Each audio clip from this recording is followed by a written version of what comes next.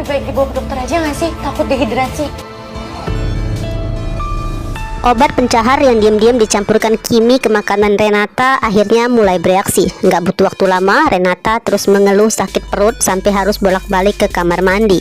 Kondisi ini jelas ya membuat Jihan yang panik dan coba membantu sahabatnya sebisa mungkin. Mengambilkan air hangat, memberikan stok obat yang ada, dan kepanikan di wajahnya mulai mengundang rasa penasaran Cantika, Vio, juga Vania tentang apa yang sebenarnya sedang terjadi. Dengan polosnya ya, Cantika langsung menyarankan agar sebaiknya Renata dibawa ke dokter aja. Sekilas sih terdengar seperti solusi yang paling masuk akal, tapi Cantika gak akan pernah menyangka justru kalimat sederhana itu bisa jadi bumerang besar yang mengancam karir mamanya sendiri. Karena Kimi seolah mendapatkan dukungan yang dibutuhkan untuk ikut membujuk Renata supaya mau pergi periksa. Jadi Renata ini termasuk dari salah satu orang yang takut dokter, apalagi disuntik. Harapannya cuma salah makan atau emang kepedesan doang dan mengira perlahan rasa sakitnya akan segera sembuh. Namun di tengah rasa sakitnya, Renata sempat memperhatikan ekspresi Kimi yang terlihat melamun dan kelihatan sedih.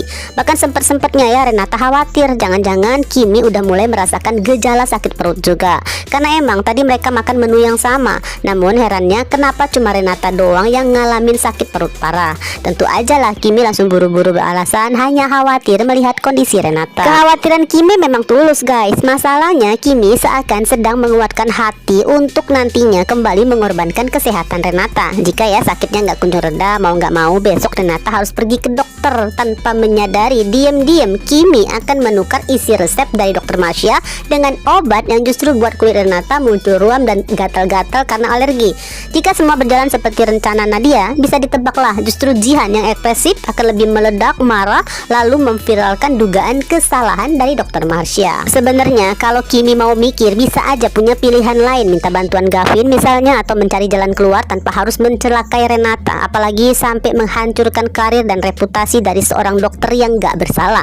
Namun Kimi terlalu takut pada konsekuensinya. Kebayangnya bisa dimusuhin oleh dua bestinya. Jadi saat ini yang bisa menggagalkan rencana Nadia hanya tergantung sejauh mana hati nurani Kimi.